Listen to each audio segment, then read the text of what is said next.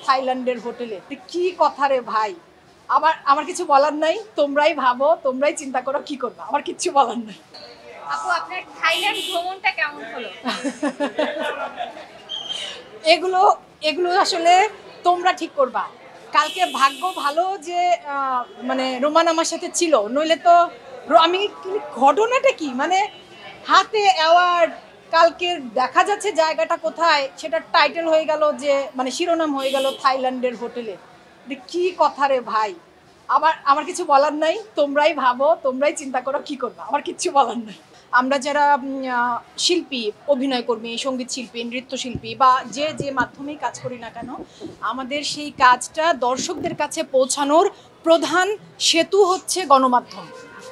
সাংবাদিক ভাই বোনেরা, পত্রিকা, এখন মানে গণমাধ্যম, টেলিভিশন। তো আমার ভীষণ রকম চাওয়া সবসময়, আমি এই কথাটা বলি যে আমাদের কাজগুলো যাতে দর্শকদের কাছে ঠিকমতো পৌঁছায়, সেই মানে গুরু দায়িত্বটা কিন্তু আপনাদের। এবং সেই দায়িত্বপূর্ণ পদে থাকা কোনো একটা দুটো, আমি এরকমই বলবো, কারণ এটা আসলে একটা দুটো বিচ্ছিন্ন ঘটনা। এই ঘটনাগুলো এই এত বড় একটা মানে সাংবাদিকতা বা বিনোদন সাংবাদিক হিসেবে যারা কাজ করছেন, অনেকে ভীষণ দায়িত্বের সাথে দীর্ঘদিন থেকে ভীষণ পেশাদারিত্বের সাথে কাজ করছেন, আপনাদের জন্য বরং বেশি কি বলবো বিব্রতকর। হ্যাঁ, বিব্রতকর বলতে হচ্ছে আমি চাই না যে এরকম বিব্রতকর অবস্থায় আপনাদেরকে পড়তে হোক, কারণ মানে আমার ধারণা প্রত্যেকটা শিল্পী স্বীকার করবেন। সেদিন একটা অনুষ্ঠানে যেমন সিজেবির প্রোগ্রামে জয়াপা বলছিলেন যে তার মানে তার জীবনের যত কাজ, সেই কাজ দর্শকদের কাছে পৌঁছে দেওয়ার সবচাইতে দায়িত্বটা সবচাইতে সুন্দর করে পালন করেছে সাংবাদিক ভাই বোনেরা। এবং সেই একই কথা আমার ক্ষেত্রে, এই যে আমি 20 বছর যাবৎ এখানে কাজ করছি, আজকে এখানে দাঁড়িয়ে কথা বলছি, এর পেছনে কিন্তু আপনাদের বিশাল একটা ভূমিকা আছে, এবং সেই ভূমিকাটা আমি সবসময় স্বীকার করি, মানি, এবং ভালোবাসার সাথে আপনাদের প্রতি আমার কৃতজ্ঞতা থাকে।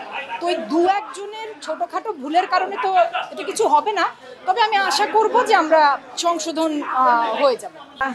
মানে সম্মান পাওয়া তো আনন্দের, সবার জন্য আনন্দের। মানে যে কোনো মুহূর্তেই কোনো মানুষকে তার কাজের জন্য যখন স্বীকৃতি জানানো হয়, সম্মান জানানো হয়, সেটা ভালো অনুভূতি তৈরি করে মনে। তবে আজকের এই পুরস্কারটা আমার কাছে খুবই বিশেষ, খুব বিশেষ এই জন্য যে মেকআপ আর্টিস্ট অ্যাসোসিয়েশনের 30 বছর, এবং আমি যখন আজকে গাড়ি থেকে নামছিলাম, যে মেকআপ আর্টিস্টরা দৌড়ে আমাকে উপরে নিয়ে যাবার জন্য এসেছে, ওরা আসলে ওদের প্রত্যেককে আমি পিচ্চি দেখেছি, মানে আক্ষরিক অর্থে। আমি তো 20 বছর থেকে কাজ করছি, তো আমি যখন কাজ শুরু করেছি ওরা সবাই পিচ্চি, ছোট্ট। তো এবং উপরে যাবার পর আমি উপরেও বলছিলাম মনিরের কথা, যে মনিরের সাথে আমার প্রথম কাজ হয়েছিল আলভি আহমেদের একটা নাটকটার নাম ছিল আড্ডা।